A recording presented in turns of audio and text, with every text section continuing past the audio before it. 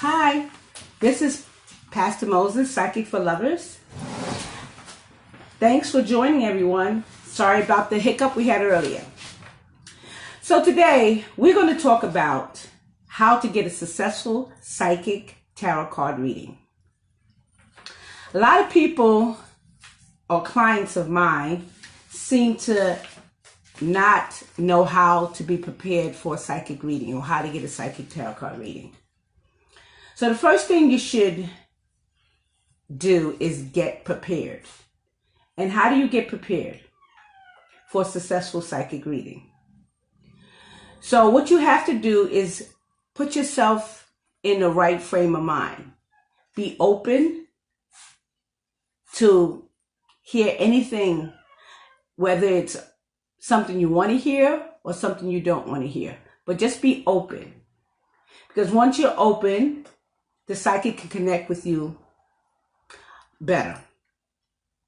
Okay, so have your questions ready. That's very important because you do not want generals.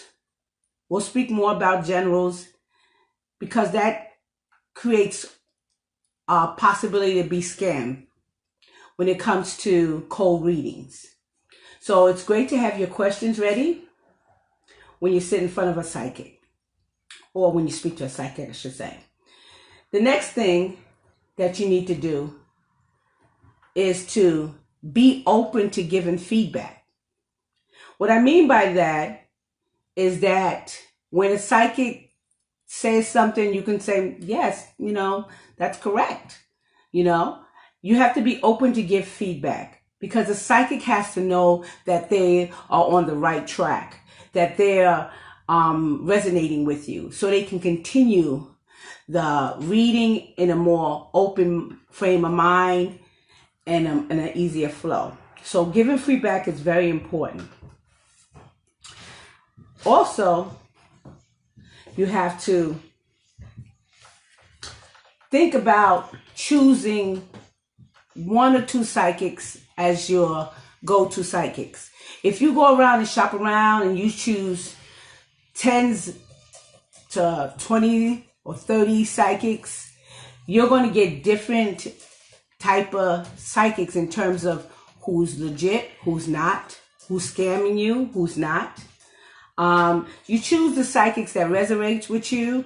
You choose the psychics that you can connect with, even if they tell you things that you don't want to hear. So that's very important. Also, it's also important that a psychic, usually when psychics are online, they would like feedback. If you feel like they did a great job, leave them a rating, a 5-star rating, and discuss something that resonated with you or how you felt about the reading. That's important, for psychics and whatnot. Okay, so one of the things I wanted to talk about is the different types of psychic abilities. Okay, so, we all are born with some intuitive psychic ability. So, one of the things that psychics, the gifts that psychic has are clairvoyant, clairaudient, clairsentient, and claircognizance. Clairaudience and clairsentience and claircognizance is that when you are clairvoyant, you have ability to see things, unseen things. You have that ability. When you are clairaudient, you have the ability to hear spirit.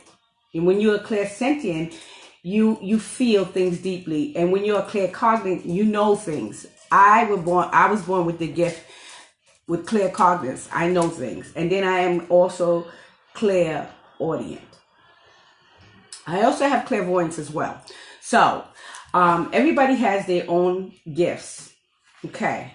So now here's another thing. You want to know, if you got a good psychic.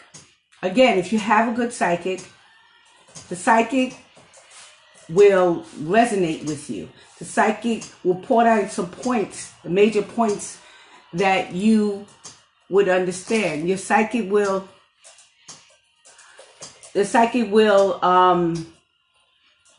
let you know the possibilities, if there is some, for the future.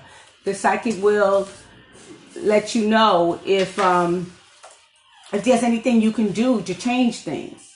And sometimes, you can't. So that's important. Also, some psychics use tools. Like myself, I use tarot. And I think it's important to have some tools, because it's like if you're building a building, right? You need some tools. You need a hammer. You need, a saw. You need tools, in order for you to help you guide you in your readings. So that's very important as well. Also, you want to know if your psychic can tell. Say you want to know if your psychic can tell you, when something's going to happen. Yeah. I mean, in terms of timing is very hard, because a true psychic reads from the other side, the spirit world. In the spirit world, there's no time. We measure time on this side. We measure the time because we get older, changes happen. But on that side, they don't get any older. So timing is hard, So a true psychic will tell you what the outcome, what the possible outcome would be, And you can ask a psychic, depending on, your timing, if you're paying for per minute, you can ask them as many questions as you would like. Now we're going to talk about scams. What I consider scams. And that's very, very important. So,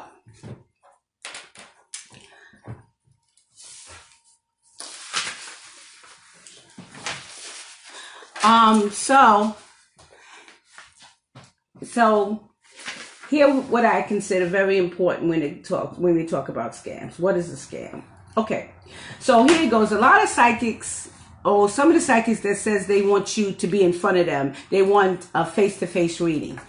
Watch out for that, because a real psychic do not need you to be in front of them. They read energy.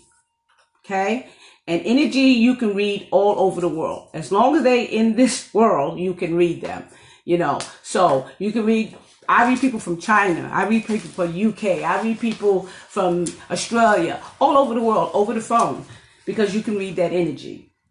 If they want you to come face to face, and they want you to pay cash only, that's one of the things you need to look out for, because they can read you by the way you dress. If you're a male or female, your age, your ethnic group, your accent.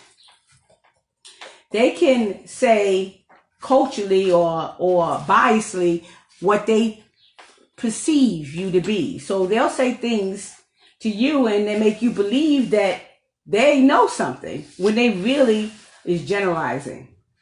And that's what you need to look out for, is generalizing. Also, when you go to see a psychic, they set the scene. They'll have their crystal balls and they dress in different colors, and they have all this elaborate stuff, and they might even have pictures of them with a celebrity, which they can Photoshop, So you have to be careful of that. So they set the scene. They also, would make deductions, again, by your age, your gender, your weight. They can say, oh, you're having trouble keeping weight off, or, you're having health issues and whatnot. If you have tattoos, if you have scars, You know, if you smell like alcohol, if you're smoking, you know, they can make your hairstyle, your jewelry, you know. Oh, if you come in here with a mink coat and diamonds and furs, they can say, you know, hey, well, you know, I know money is important to you, you know. I mean, there's a lot of inference that they can make, you know, from this. So you have to be careful of psychics that need you to come in front of them and want you to pay cash. Okay? They have an ability to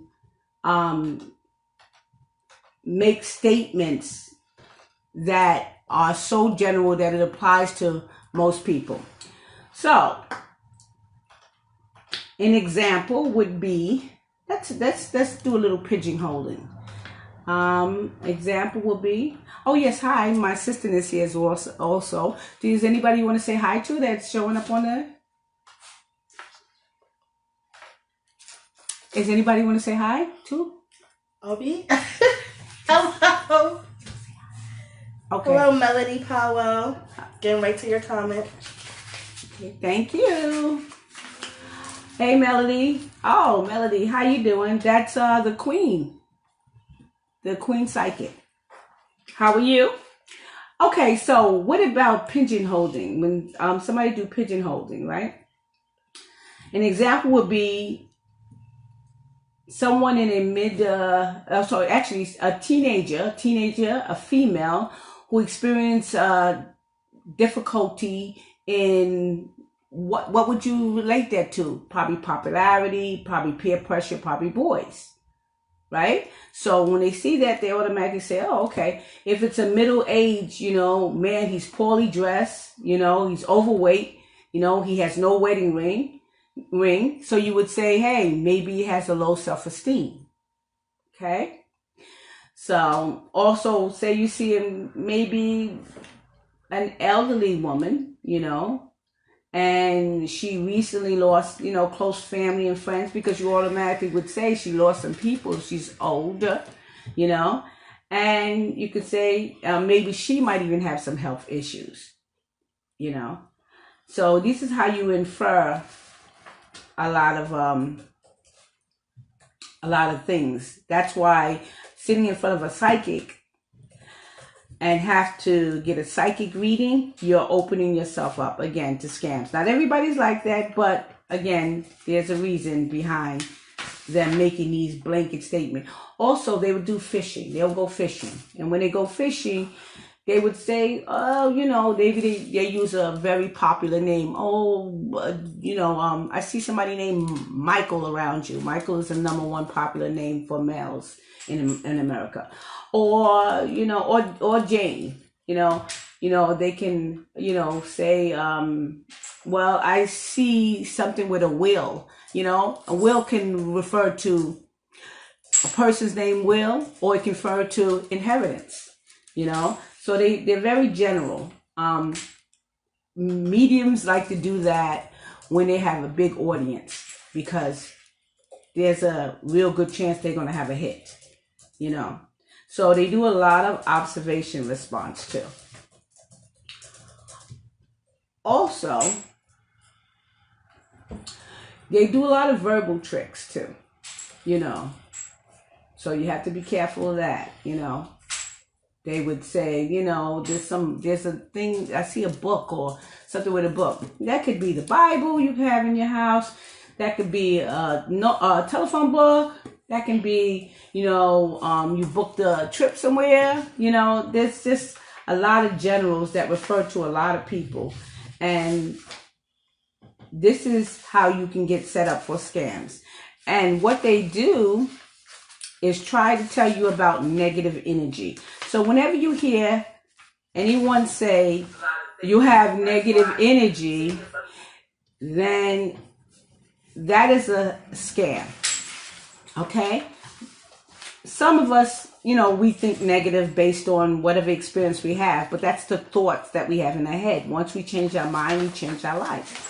So there's no negative energy around you. There's no black hole. There's no bringing back lost loves. Okay, when you see something with bringing back lost loves or reuniting lost loves, be careful of that, because that is definitely a scam.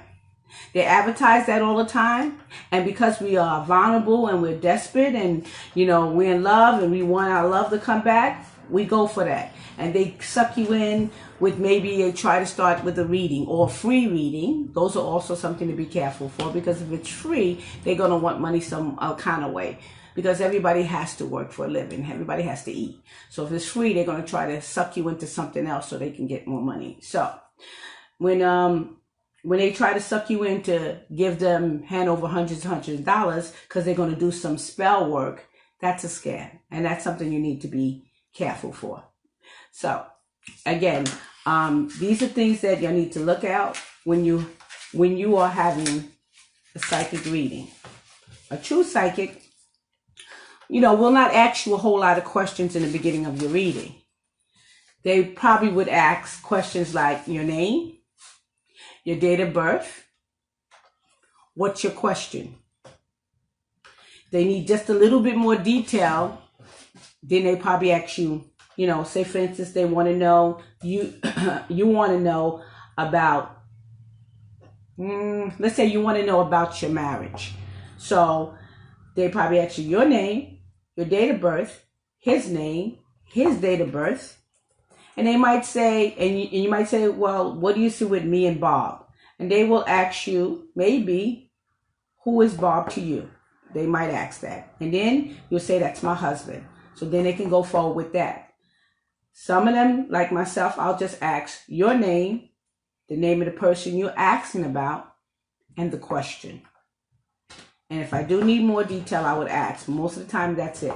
Then once the psychic connects and resonates when they answer your question, then you need to give them a feedback. You need to say, yes, this is correct. This is what's going on. And then the psychic some psychics can even think of questions related to what you ask. Even if you don't have the question, they can think of those, because experienced psychics like myself, who's been doing this for a while, they know what questions to ask to help guide you. So these are the things that you need to be prepared, and also always have your questions ready, you know, when you do the reading. That's very important. So you want to get, especially the psychics that charge per minute, you want to get as much of your questions answered, you know, so that's important. And you don't want a whole lot of fluff, you know. And also the psychics that, you know, it's, you know, I'm not saying they scam, but the ones that tell you each card, they have to tell you the energy, you know, the way they explain it to you, it's kind of basic instead of just really telling you like a story and telling you what's going on. Those are ones that need, at least they need more skill in their readings. They're not as skilled, or they're not intuitive as enough, or as psychic enough, or they just, you know, just plain basic. You know, you want somebody to really answer your questions to the best of their knowledge. All right, everybody. If you have any questions, you know, you can ask questions now. Is there any questions there? All right. Thank you for joining my channel. You have a great day, guys.